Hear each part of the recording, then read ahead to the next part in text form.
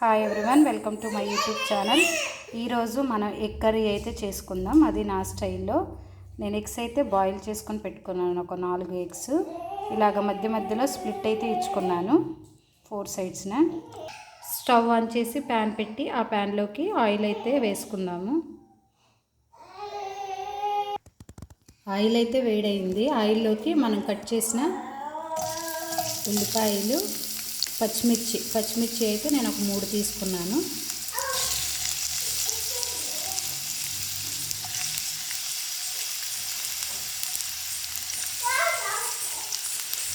వీటిని మనం ఇప్పుడు ఫ్రై అయితే చేసుకున్నాం.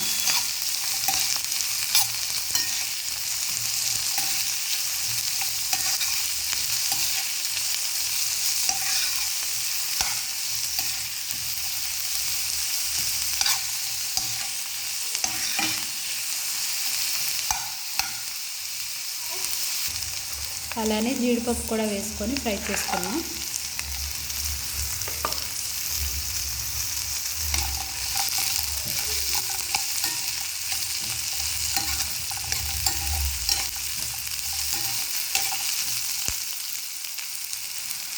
చూడండి, ఇలా ఫ్రై అయితే సరిపోతుంది. ఇప్పుడు మనం వీటిని మిక్సీ జార్లోకి అయితే తీసుకుందాము. సేమ్ అదే ప్యాన్లోకి కొంచెం ఉప్పు, అలానే కొంచెం పసుపు,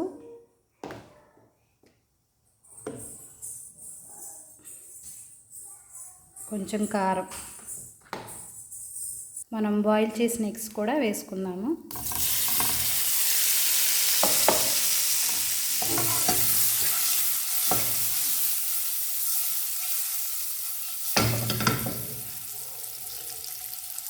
ఎగ్స్ని అయితే ఇలాగా ఫ్రై చేసుకోవాలి. మనం వీటిని ఒక గిన్నెలోకి అయితే తీసేసుకున్నాము.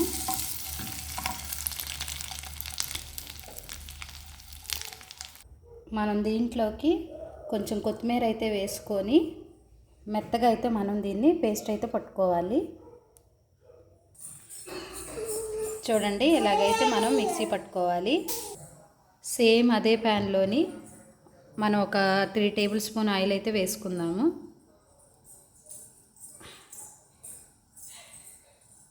ఆయిల్లోకి మనం పలావ్ దినుసులు అయితే వేసుకుందాం.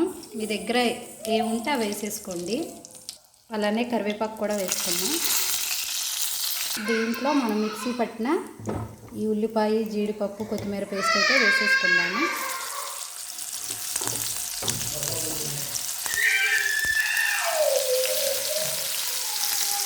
దీన్ని ఒకసారి కలుపుకుందాం.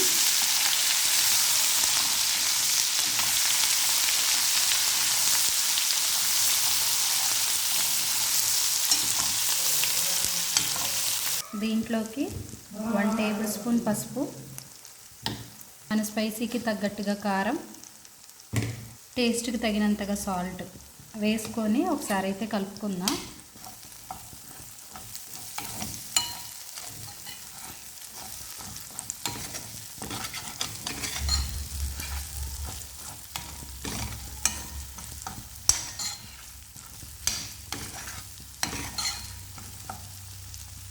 దీంట్లోనే మన గ్రేవీకి తగ్గట్టుగా వాటర్ అయితే వేసుకుందాము.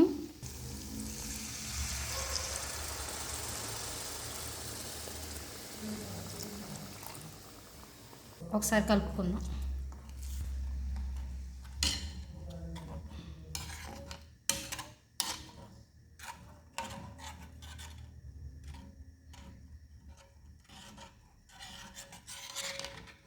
అలానే మనం ఫ్రై చేసుకున్న ఎగ్స్ని కూడా దీంట్లోకి వేసేసుకుందాం.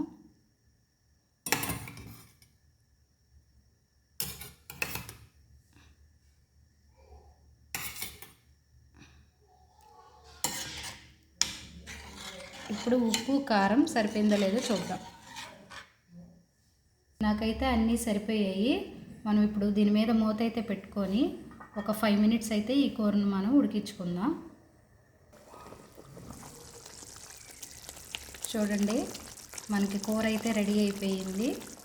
ఆయిల్ కూడా పైకి వచ్చేసింది. మనం ఇప్పుడు స్టవ్ అయితే ఆఫ్ చేసేసుకుందాము.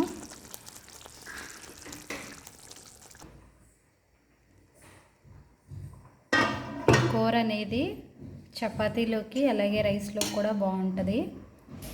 మీరు ఎప్పుడైనా ఇలా ట్రై చేసుంటే కింద కామెంట్ చేయండి.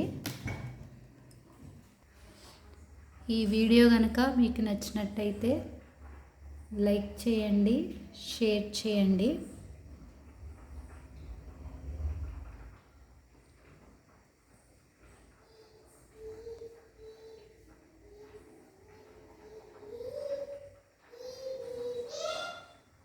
అలానే సబ్స్క్రైబ్ చేయండి.